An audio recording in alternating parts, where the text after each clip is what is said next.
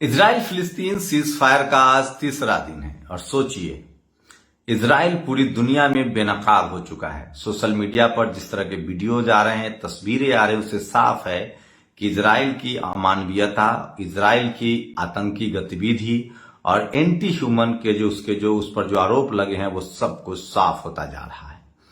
आप कल्पना नहीं कर सकते हैं जिस तरह की तस्वीरें आ रही है सामने, वो रोंगटे खड़े करने वाले हैं और पूरी दुनिया को बेचैन कर रही है। सऊदी अरब ने तो यहां तक कह दिया है कि अब हो सकता है कि युद्ध में हमें आना ही पड़े, युद्ध में कूदना ही पड़ेगा। सोचिए, जब इस दुनिया में एक बड़ी मानवीय त्रासदी हो रही है, इस एशिया का ही एक देश है फिलिस्तीन, जहां की 20 लाख आबादी खाने के बगैर मोहताज है, खाने के लिए मोहताज है, दाने दाने के लिए मोहताज है। उनके बच्चों के सर पर छत नहीं है, स्कूलें नहीं हैं, उनके घर में खाना नहीं है, बिजली नहीं है, पानी नहीं है। एक सनकी तानाशाह ने अपनी सत्ता बचाने के लिए एक देश को मलबे में तब्दील कर दिया गया है। उस देश का नाम है, जिसने मलबे में तब्दील किया है, उसका नाम है इजराइल, और जिसको मलबे में तब्दील किया गया है उसका नाम है फिलिस्तीन। लेकिन अब सीज फायर के बाद इजराइल की वो तमाम कहानी सामने आ रही कि वो किस तरह से पिछले 75 सालों से फिलिस्तीन पर आतंकवाद का झूठा आरोप मरकर कोहराम मचा रहा था। बच्चे, बुजुर्ग, महिलाएं 15 साल बाद वो रिहा हो रही हैं और वो सुना रही हैं इजरायली आतंक की कहानी, इजरायली जुल्म की कहानी, जिसको सुनकर आपके रोंगटे खड़े हो जाएंगे। अच्छा हुआ इजराइल पूरी दुनिया के सामने बेनकाब हो गया। अच्छा हुआ इजराइल की हकीकत दुनिया को पता चल गई। अच्छा हुआ कि इजराइल के सच्चाई सामने आ गई। सोचिए, फिलिस्तीन के 15,000 लोग कुर्बान हो गए। लेकिन हर साल, इससे पहले इजराइल क्या करता था? हर साल 3 से 4 बार हमले करता था। हमेशा इजराइल फिलिस्तीनियों को बंधक बनाता था। लेकिन इस बार ऐसा नहीं हो पाएगा। अब आगे से ऐसा नहीं हो पाएगा। और बेंजामिन नेतन्याहू, हिटलर के बाद दुनिया का सबसे बड़ा कूड़ तानाशाह, जिसके नाम पर 15 से 20 हजार लोगों के, निर्दोष लोगों की हत्या का दाग लगे हैं, उसकी पोल पट्टी खुल रही है। सोचिए, जिस तरह की कहानी सामने आ रही है, एक प्लेट चावल में 10-10 इजराइल फिलिस्तीनी कैदियों को वो खाना देता था। उन पर केमिकल अत्याचार होते थे, उन पर प्रयोग किया जाता था, रासायनिक हथियारों का प्रयोग होता था, उनके साथ मारपीट होती थी, उनके साथ वो तमाम अमानवीयता होती थी जिसकी आप कल्पना नहीं कर सकते हैं। और सोचिए, अगर सोशल मीडिया न होता तो अभी भी जो यूरोपियन मीडिया है, जो इजराइल के साथ थी, वो इस तरह की जघन्य अपराधों को सामने नहीं लाता। लेकिन एक्स ने, फेसबुक ने, ट्विटर ने वो सारी कहानी कह दी है। मोबाइल के जरिए लोग तमाम उसके आतंक की कहानी शेयर कर रहे हैं। लेकिन सोचिए, एक तानाशाह कितना डरपोक होता है, वो कितना बड़ा आडंबर रचता है, वो कितने बड़े झूठ में जीता है, इसकी भी मैं आपको कहानी बता रहा हूं। बेंजामिन नेतन्याहू, सोचिए, जो इजरायली फौज मारे गए हैं गजा पट्टी में या वेस्ट बैंक में, वो उसको भी लेने के लिए तैयार नहीं है। जो उसके टैंक क्षतिग्रस्त हुए हैं, वो उसको भी लेने के लिए तैयार नहीं है। उसको लगता है कि इससे उसके महाबली होने पर उस पर दब्बा लग जाएगा। तो सोचिए किस हद तक वो अपने ही सेना के पार्थिव शरीर को नहीं लेने के लिए तैयार है। सोचिए, जो अपने ही सेना के मरने के बाद उनको मानने से इनकार कर दे। ठीक इसी तरह से करगिल में पाकिस्तान ने अपने ही सेना को मानने से इनकार कर दिया था। तो ऐसे मुल्कों का आप क्या कहेंगे? लेकिन सोचिए, अभी भी ये साफ हो गया कि हिजबुल्लाह, हीथू या हमास ने या ईरान ने, इन देशों ने बिल्कुल भी इजरायली सिविलियन पर हमला नहीं किया है। ये लोग पूरी तरह से आईडीएफ, जो इजराइल डिफेंस सर्विसेज है, मतलब जो इजरायली फौज है, उससे लड़ रहे हैं। और सोचिए किस तरह का झूठ फैलाया जाता था कि इजराइल दुनिया का ताकतवर शक्तिशाली देश है, उसकी पोल पट्टी खुल रही है। सच्चाई ये सामने आ रही है कि इस युद्ध से इजराइल के सेना के जवान भाग खड़े हुए हैं, भगोड़े साबित हुए हैं।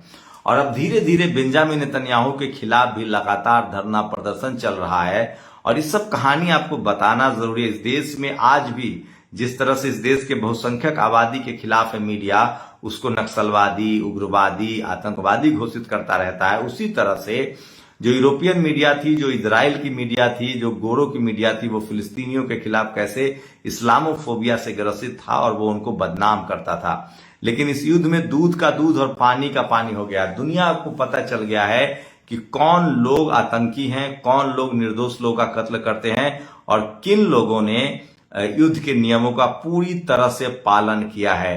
तो ये सब कुछ दूध का दूध और पानी का पानी हो गया और इसलिए मैं इसको लगातार फॉलो करता हूं, दिन भर इस पर रिसर्च करता हूं और मैं बता रहा हूं एक एक महिलाएं जो कैदी, सोचिए 1 पर 3 कैदी छोड़ने की शर्तें हुई है। चूंकि इजराइल पूरी तरह से घिर चुका था, ये अमेरिका ने उसका साथ देने से मना कर दिया था, खाड़ी देशों ने तेल रोक दिए थे, 7 देश उस पर हमला कर रहे थे और अभी भी ईरान हिजबुल्लाह उस पर मिसाइल दाग रहे हैं क्योंकि उसने जो किया है, खाड़ी देशों ने तय कर लिया है कि अब वो फिलिस्तीन की आजादी के बाद ही चुप बैठेंगे और इजराइल को इसकी भारी कीमत चुकानी पड़ेगी। और ये तो 4 दिनों का सीज फायर है, आगे भी सीज फायर होगा, लेकिन इजराइल पर लगातार हमले जारी रहेंगे और हर फिलिस्तीनी के आंखों में ये सपना पल रहा है। तमाम फिलिस्तीनी जो जेल से आ रहे हैं वो कह रहे हैं कि हमें अपनी जिंदगी से मोहब्बत नहीं है, हमें आजादी चाहिए, हमारा मिट्टी चाहिए। तो वो अपनी फिलिस्तीन अपनी आजादी की लड़ाई लड़ रहा है। सोचिए इसी तरह से अंग्रेज थे जो भारत के आजादी के दीवानों को, आजादी के लिए लड़ने वालों को आतंकी कहते थे, फांसी पर चढ़ाते थे, मारते थे। तो कई बार इंसान को ताकत किस तरह से पागल कर देता है, सत्ता का नशा किस तरह से उसको हैवान बना देता है, ये सब कुछ 21वीं सदी में भी बेंजामिन नेतन्याहू के रूप में देख सकते हैं। तो कोई भी शासक किस तरह से जब तानाशाह हो जाए, डेमोक्रेसी को जब धत्ता बता दे, लेकिन भारत के मुकाबले इजराइल की मीडिया थोड़ा ईमानदार है और वो बिल्कुल बेंजामिन के गिरफ्त से बाहर है और तेल अवीव से लेकर तमाम देश में जो प्रदर्शन हुए हैं उसको दिखाया। और सबसे बड़ी विडंबना है कि बेंजामिन नेतन्याहू अपने देश के नागरिकों को भी जेल में बंद कर रहा है जो उसके खिलाफ सवाल उठा रहे थे। और ये बात तो साफ हो गया है कि इजराइल फिलिस्तीन युद्ध की असली वजह बेंजामिन नेतन्याहू का सत्ता पर ढीली पकड़ था। तो सबसे बड़ी खबर बता रहा हूं कि अब जो कहानी दुनिया के सामने आ रही है, जो सोशल मीडिया पर कहानियां बताई जा रही है, जो वहां से कैदी छूट के आ रहे हैं, सोचिए कितना डरा हुआ था बेंजामिन नेतन्याहू। वो कह रहा था कि इजरायली कैदी जब छूटेंगे, फिलिस्तीनी कैदी जब छूटेंगे तो कोई प्रचार नहीं, कोई हंगामा नहीं, बस ढक दिया जाएगा, जश्न नहीं होगा, मिठाइयां नहीं बांटी जाएंगी।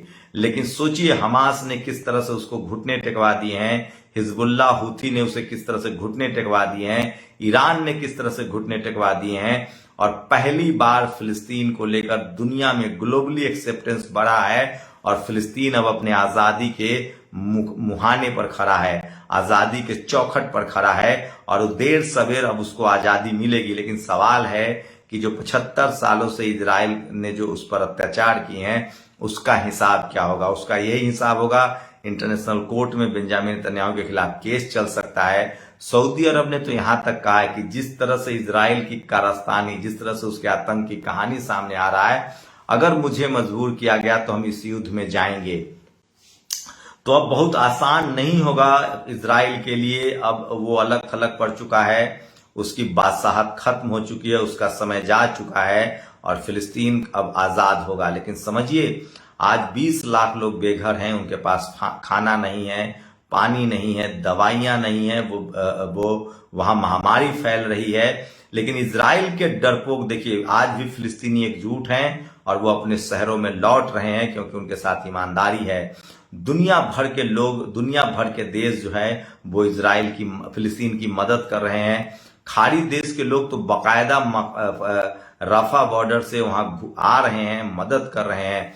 तो एक बात तो तय है कि अगर सोशल मीडिया न होता तो फिलिस्तीन को इतना समर्थन न मिलता। और आज भी जब मैं आपसे बात कर रहा हूं तो दुनिया के तमाम यूरोपीय देशों में, मैनहट्टन में, जर्मनी में, फ्रांस में कोई ऐसा दिन नहीं जाता है जब संडे हो और वहां प्रदर्शन न होता हो, लोग सॉलिडारिटी नहीं दिखाते हैं। तो ये सबसे बड़ी खबर है जो मैं आपको बता रहा हूं और इसी में कह रहा हूं कि पूरी दुनिया आज फिलिस्तीन के साथ खड़ा है और इजराइल के आतंक का अंत हो रहा है और हम सब उसके गवाह बनेंगे। तो ये सबसे बड़ी है दुनिया, अगर आप ग्लोबली दुनिया को देखते हैं, समझते हैं। लेकिन भारत में खास भक्त नाम की प्रजाति है जो अभी भी इजराइल के साथ बना हुआ है, जिनके दिमाग में धर्म के नाम पर नफरत है, जाति के नाम पर नफरत है, वो इस हिसाब से। और यही वो लोग थे जो पहले हिटलर के साथ थे। तो ये मजबूत होने का जो लोग दम भरते हैं उनके साथ होते हैं। लेकिन सबसे ज्यादा सबक है कि कैसे एक तानाशाह सत्ता के हनक में, सत्ता के लालच में, सत्ता के लिए अपने ही देश के लोगों को मुश्किल में डाल देता है। तो तो इजराइल और फिलिस्तीन के कॉन्फ्लिक्ट से साफ हो गया है कि इजराइल एक दोषी देश है, आतंकी देश है, और फिलिस्तीन एक निर्दोष देश है। और आज भी हमास, हिजबुल्ला, ईरान और हुती और हमास जो है ये सब नियम कायदों को पालन कर रहे हैं और वो सिर्फ इजरायली सैनिकों पर हमला कर रहे हैं, जबकि बाकी के जो लोग हैं, जो इजराइल है, वो निर्दोष लोगों को मार रहा था। तो ये दुनिया की बड़ी खबर है और दुनिया में इजराइल अब अलग थलग पड़ चुका है। दुनिया फिलिस्तीन के साथ खड़ा है, खाड़ी देश फिलिस्तीन के साथ खड़े हैं और देर सवेर इजराइल अपने घुटनों पर आएगा।